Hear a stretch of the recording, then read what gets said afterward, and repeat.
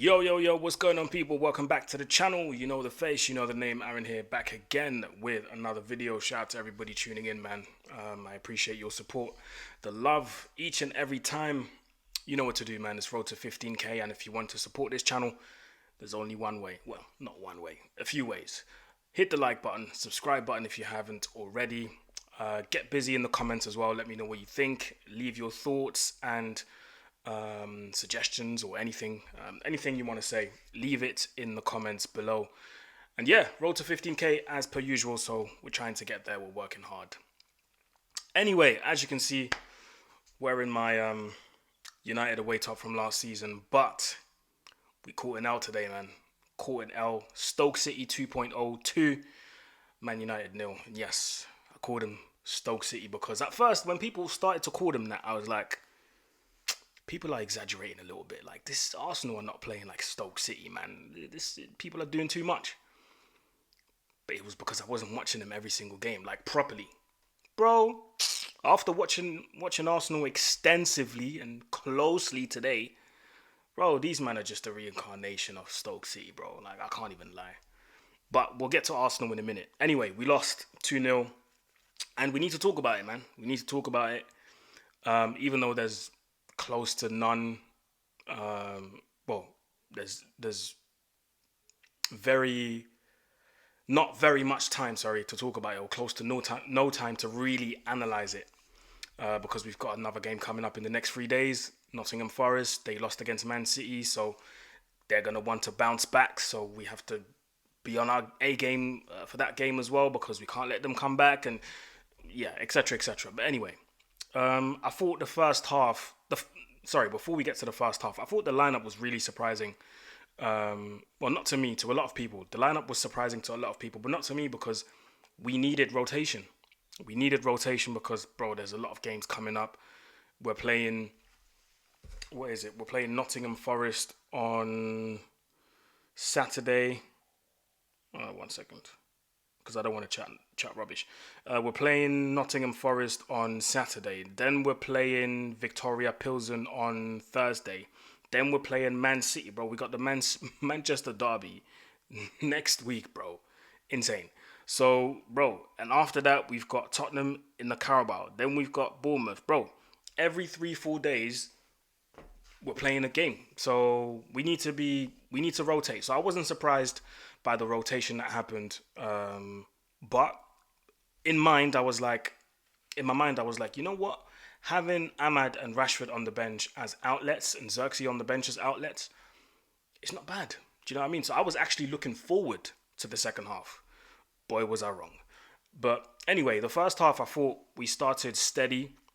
I thought defensively we were really solid. We kept Arsenal at bay and we really limited their ways of attacking. The only chance that I can remember, clear-cut chance from open play in the first half, I can't really remember one that jumps into my head that comes to mind straight away. We limited them to corners only. Corners only, bro. And like I said, I'll get to Arsenal in a minute. So I thought in defence we were really steady, we were really decent. But it was going forward that I was really disappointed. You know, Mason Mount, Rasmus Højlund, Garnacho, you knew from the get-go, you're not going to get any sort of footballing ability with these three up front. No disrespect to any of them, but, bro, apart from Rasmus Højlund, who got stuck in and who got busy physically with the defenders, I didn't really see anything that gave the game a bit of spark. Like, I saw a lot of work rate from Mason Mount. He was chasing the ball really well. He was, do you know what I mean? He was trying his best, but trying your best sometimes, and especially in games like today, is not good enough. You need to have some sort of technical ability that's gonna make the difference, because at times we had a lot of possession, and that was another thing that I had an issue with.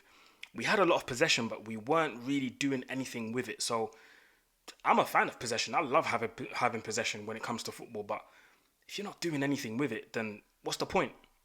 What's the point? So we weren't, defensively, we were set up well in the first half, but then going forward, we weren't posing a threat to Arsenal's defence. You know, the only time I can remember where we really posed a threat to Arsenal's defence was when Dallo had a chance where the ball kind of ricocheted into his feet. Somebody tried to put in a cross. It was Maguire who tried to put in a cross. And it fell, somebody, I can't remember who, I can't remember what Arsenal player it came off of. But anyway, Maguire tries to put in a cross. One of the Arsenal players sticks his foot in between the pass. The ball lands into Dallo's feet. Dallo shoots. And, you know, I thought initially when the ball left his foot, I thought it was going to end up in the back of the net, like bottom left corner type thing. But, yeah, it went wide. That's the only chance I can remember in the first half. And in the second half, it was the De Ligt header. When De Ligt rose up for the header, I was like, ooh. But then you have to say it. David Raya, amazing save. That is one for the cameras, but it was a crazy save. Nothing to say about that. So, yeah, it was going forward, man. We weren't really posing a threat. And this is where the lack of quality comes in. Excuse me. This is where the lack of quality comes in. And we desperately need to improve when it comes to the quality up front. Because starting a game against Arsenal, a super important game, and again, I understand we had to rotate, but starting a game against Arsenal with Rasmus Højlund, Garnacho, and Mason Mount as your front three starting, boy, that's a crime against football, bro. And listen, this is not me criticizing Amorim, and I did say I was going to remain calm no matter what happened. So I know it's a long process, and I know bro, when I say Amorim's got a lot of work, he's got a lot of work with these men, bro. Again, the decision making of Garnacho today is poor. It's just really, really poor. Even in the second half, Bruno as well in the second half. This is why I want him to play deeper, because he can't make those silly mistakes. He can't make those misplaced passes. Like, he has to play it quick. Do you know what I mean? Bruno's another one. You give him too much time to think, 9 times out of 10, he's going to make the wrong choice. He has to play it quick. He has to play a quick 1-2. When he's in midfield, he's got no time to think, because when he receives the ball, he's being pressed. So he has to play it quick. 1 touch, 2 touch, boom, release. 1 touch, 2 touch, boom, release. When he's got too much time to think, doesn't make the right decision. And up front today, bro, it was woeful, man. It was woeful. It really hurt my eyes to see that. And as much as I've been praising these players lately, for Rasmus, for example, for scoring goals, Garnacho for being, lively, for looking lively, technically it's not good enough. Technically it's not good enough. And today was one of those games where if we had players in between the lines in those 2 number 10 positions where, bro, you fizz it into them, and on the half turn, they're excellent technically, they could have made a difference. Do you know what I mean? So those are the type of players that we need. At the moment, we still have players who are just thinking run, and that's it. Do you know what I mean? So, yeah, man, that was it. The first half, I went into half time feeling satisfied, because I was like, you know what? Second half, we can bring on the likes of Rashford. We can bring on the likes of Ahmad, and things can maybe change. And, bro, lo and behold, Ahmad came on, second half. Malacia went off. To be fair, Malacia had a good game as well.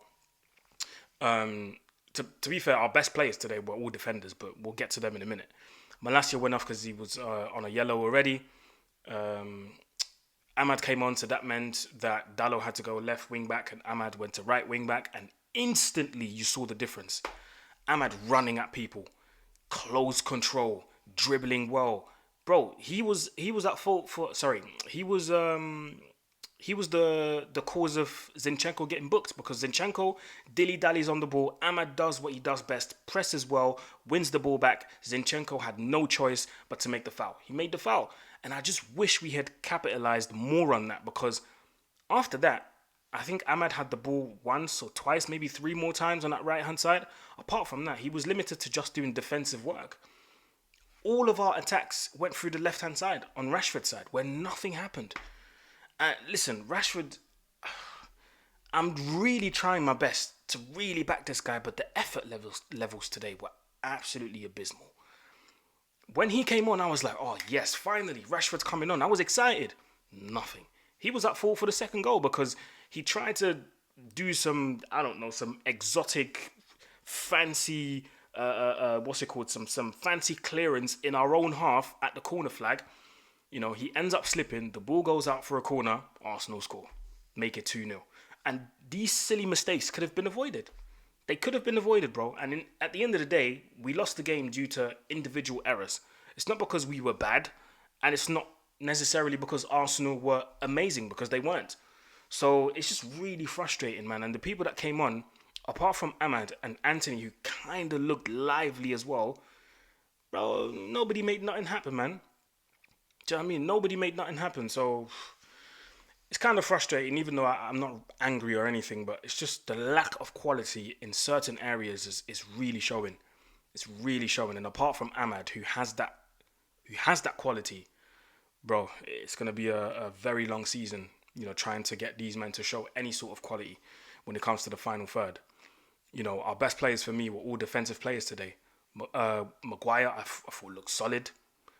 De Ligt, I thought was one of our best players yet again. Mazraoui, one of our best players yet again. Lenny Euro, I thought came on, had a really good cameo, and you could tell the kid came on. The kid's got talent, bro. It doesn't take a scout to understand, and it doesn't take hours and hours and hours of tape to understand that this kid is something special. So I just hope that his minutes get managed and he gives us something different. So it was refreshing to kind of see him on that right hand side as a right centre back. But all of our best players, were all defensive minded players. Manuel Ugarte, he was the man of the match, bro. He was United's best player today. He was cleaning up everything in midfield today, bro. Getting stuck in, winning the ball back. The only time he got booked what he got booked for actually is when I can't remember who got fouled, and he was doing this to the ref, and obviously you can't ask for cards, otherwise you get booked. Apart from that, bro, there was plenty of times where he could have gotten booked, but I was never concerned because I was at peace that Ugarte is gonna clean up, and bro, he cleaned up today, cleaned up. Do you know what I mean? Like I said, we limited Arsenal to corners. That was it. Do you know what I mean? So it's really frustrating. But like I said, there's no time to really feel sorry for yourself and dwell too much on it, because there's another game coming up in 3 days. So yeah, man. Listen. As for Arsenal, I just said it on my TikTok as well. Listen, I find it. There's a lot of players that I like in this Arsenal team. Two players in particular. Odegaard and Saka. I like both of them players. But you know what I find really sad? I find it really sad that this Arsenal team, as a team, as a group, has a lot of talent, but they've been reduced to this team that plays for corners. It's really sad to see. It's a weird thing, bro. I can't even explain it. They had something like, 11, 12 corners? Let me check. How many corners did they have today? Let me look at the stats. It's crazy because possession was actually 50-50, which is mad. What's it called? Corners. They had 13 corners today. We had none. They had 13 corners, bro. And I think it's sad to see Arsenal being reduced to this team that only scores from corners because, I don't know. It's just me, innit? And fair enough. If you think you're gonna win the league by scoring corners, I mean that's your prerogative. But I don't think it's gonna happen, bro. I don't think every single team will be falling for that corner gimmick, bro. In my opinion, and to be fair, I thought there were certain passages of play where Arsenal did look good, but there were a lot of times where United was set, especially in the first half, United was set up so well defensively that Arsenal didn't know how to play through them. Because usually, they like that, doing that thing where the fullbacks tuck in, they play in the middle, and then they fizz the ball into Odegaard. Odegaard is a lovely player, knows how to play on the half turn, and usually when he receives the ball on the half turn, all of a sudden he's got bare options in front of him and everything's open in front of him, and he can pick and choose who he wants to pass the ball to. But today there was not really many instances where I can remember where I can remember Odegaard having bare options to try and play to, because defensively, like I said, in the first half, for most parts of the game in the first half, we were set up really well defensively. And if somebody did fizz the ball into somebody, Ugarte was there. Bruno was there. Like, everybody was there to try and press and win the ball back. Yes, sometimes that led to fouls and whatnot and free kicks for Arsenal, but we did the job. So I guess it's something to build on. But like I said, it was very strange for me to see Arsenal play that way. And, unless by some magical way this is going to lead them to the title, bro, I can't see that happening, bro, because there's only so many teams that you can fool with that gimmick, bro. Corners, corners, corners. Not every team's going to fall for that. And some teams are actually going to defend well. We didn't defend well on these corners, especially in the second half, because we got rattled. We panicked. We lost grip of the game. Do you know what I mean? So, yeah, this is why I even struggle to. If I was to pick a man of the match for Arsenal, I would struggle to pick one because nobody really stood out, in my opinion.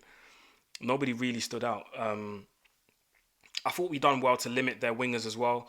I thought Martinelli was really poor today. That chance that he had again, exactly, it was very similar to the Bournemouth game, if I'm not wrong, where he had that chance one-on-one through with the goalkeeper. It's just him and the goalkeeper, and he makes the wrong choice or the finish is poor. Same thing happened again today when he was going through and he was facing. Who was he facing? Maguire. I was like, oh my lord, that's gonna be 1-0.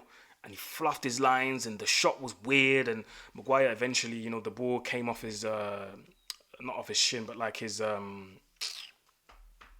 the word is in my head in French, but not in English. But anyway, on his calf, sorry, the ball came off his calf. So yeah, Onana had a good save to make.